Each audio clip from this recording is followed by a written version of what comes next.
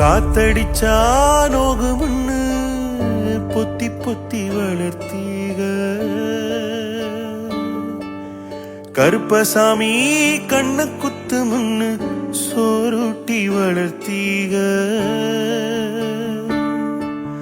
ஊரு கண்ணு பட்டுரு முன்னு சுத்தி சுத்தி போட்டீக. கையாலாகாத பிள்ளைய பெத்து கண்ணீர விட்டீக.